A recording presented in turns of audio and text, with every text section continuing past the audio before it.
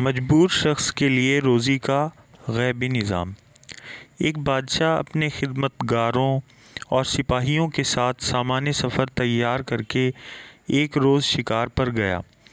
جب وہ پہاڑ کے دامن میں دوپہر کا کھانا کھانے دسترخوان پر بیٹھا تو ایک شاہین نے اچانک آ کر اس کے سامنے بھنے ہوئے مرغ کو پلک جھپکتے ہی اٹھا لیا اور تیزی سے اڑتا ہوا چلا گیا۔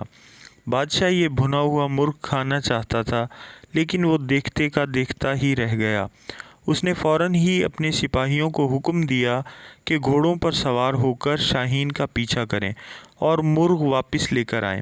فوراً ہی لشکر روانہ ہو گیا، یہاں تک کہ شاہین کا تعاقب کرتا ہوا پہاڑ کے دامن میں جا پہنچا، اور اس کے بعد جب سپاہیوں نے دیکھا کہ شاہین پہاڑ کے دوسری جانب جا چکا ہے تو فوراً ہی یہ سپاہی گھوڑوں سے اترے اور پہاڑ کی بلندی پر جا پہنچے۔ پہاڑ کی دوسری جانب پہنچنے کے بعد انہوں نے بڑا عجیب و غریب منظر دیکھا۔ ان کے سامنے ایک شخص تھا جس کے ہاتھ اور پاؤں بندھے ہوئے تھے اور وہ زمین پر پڑا ہوا تھا، اور بھنا ہوا مرغ دسترخوان سے اٹھا کر لانے والا شاہین بڑے مزے سے اس شخص کی مہمان نوازی کر رہا تھا۔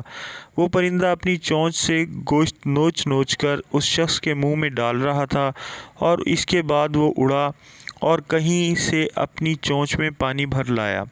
پھر اس نے یہ پانی بھی اس شخص کو پلا دیا۔ سپاہی اس شخص کے قریب پہنچے اور اس کے ہاتھ پاؤں کھول کر پوچھا کہ یہ کیا ماجرا ہے؟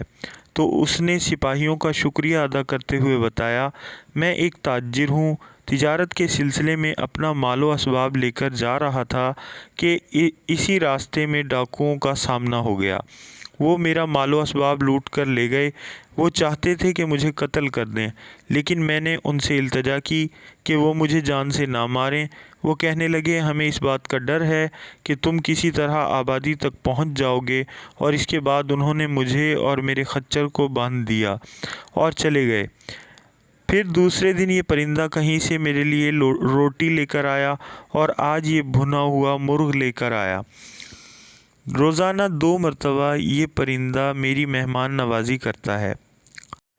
لکھا ہے کہ بادشاہ کو جب اس بات کا علم ہوا تو اس کی زندگی میں انقلاب آ گیا۔